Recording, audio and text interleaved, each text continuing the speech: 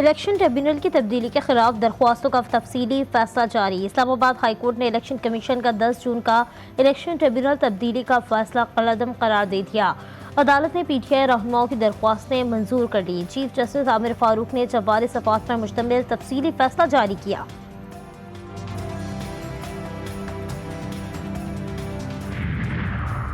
190 million pound reference کی Adiala jail میں سماعت۔ بائیں پی ٹی آئی کے وکیل نے کیس کی تفتیشی افسر پر جرح مکمل کر لی۔ بشریٰ بی بی کے وکیل آج آخری گواہ پر جرح کا آغاز کریں گے۔ احتساب عدالت میں ریفرنس کی سماعت آج پھر ہوگی۔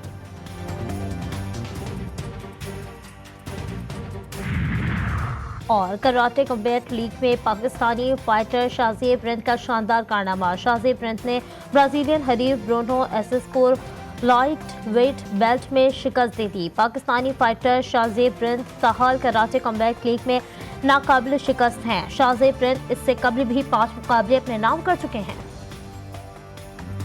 جو پارلیمان کی بالادستی کے لیے اسپیکر نے چیف الیکشن کمشنر کو خط لکھا ہے، ہم یہ سمجھتے ہیں کہ پاکستان کی پارلیمانی تاریخ میں وہ ایک سنگ میل ہے۔ آئین نے جو اختیار دیا ہے قانون سازی کا، آئین میں ترمیم کا، آئین بنانے کا، وہ پارلیمان کو اختیار دیا ہے اور یہ اختیار کسی اور ادارے کے پاس نہیں ہے۔ کسی پارٹی میں شامل ہونے والا رکن دوبارہ کسی اور جماعت میں کیسے شامل ہو سکتا ہے؟ مخصوص نشستوں سے متعلق عدالتی فیصلے نے بہت سے سوالوں کو جنم دیا۔ آزاد حیثیت میں بیٹھنے والے ارکان کو بھی پی ٹی آئی کا رکن قرار دے دیا گیا۔ وفاقی وزیر اطلاعات عطا تارڑ نے کہا کہ اسپیکر کا الیکشن کمیشن کو خط سنگ میل کی حیثیت رکھتا ہے۔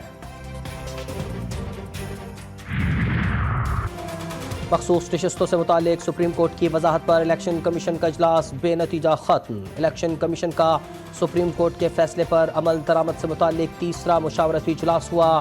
لیگل ٹیم نے سپریم کورٹ کے فیصلے اور الیکشن ایکٹ پر بریفنگ دی۔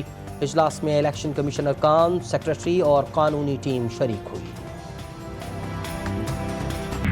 یہ جو کانسٹیٹیوشنل پیکج کے نام پر اس موجودہ حکومت نے عدلیہ پر شب مارنے کی کوشش کی ہے، ہم اس کی پرزور مذمت کرتے ہیں اور اس پیکج کو جس کو خفیہ رکھا گیا، دنیا میں کہیں مثال نہیں ملے گی کہ کبھی آئینی امینڈمنٹ کے پیکج خفیہ رکھے جاتے ہیں۔ وہ تو قوم کی امانت ہوتی ہے، ساری قوم کے سامنے لانا ہوتا ہے۔ تحریک انصاف نے آئینی عدالت کی کھل کر مخالفت کر دی۔ پی ٹی آئی رہنما حامد خان کہتے ہیں کہ ہم سپریم کورٹ کے ساتھ کھڑے ہیں۔ یہ ججز کوئی تحصیلدار ہیں جن کو آپ ٹرانسفر کریں گے؟ ترمیم پر بحث ہوتی ہے، اوپن رکھا جاتا ہے۔ انہوں نے تو ترمیم کو چھپا کر رکھا۔ یہاں آئینی عدالت کی ضرورت نہیں ہے۔ آپ لوگوں نے متبادل یا متوازی عدالت بنائی تو آپ لوگوں کو ہماری لاشوں سے گزرنا ہوگا۔ آئینی عدالت ابھی فی الوقت یہ اس پہ مشاورت جاری ہے۔ اس کے جو ججز کے اپوائنٹمنٹ کا طریقہ ہے، اگین ہم اوپن ٹو سجیشن ہیں، بار کی طرف سے بھی، بار ایسوسیشنز کی طرف سے بھی، بار کاؤنسلز کی طرف سے بھی یہ ریکمنڈیشن آئے گی۔ اتحادی بھی اور اپوزیشن والے بھی اپنی بالکل ریکمنڈیشنز دیں تاکہ اس کو ایک بہتر جو ہے شکل میں۔ سپریم کورٹ کے اوپر کوئی عدالت نہیں لائی جا رہی۔ مشیر قانون و انصاف بیرسٹر عقیل کی اسلام آباد میں پریس کانفرنس۔ کہا کہ آئینی عدالت اور سپریم کورٹ ساتھ ساتھ کام کریں گی۔ آئینی ترامیم پر مشاورت جاری ہے، کسی چیز کو سیاسی ایجنڈے کی نظر نہیں ہونے دیں گے۔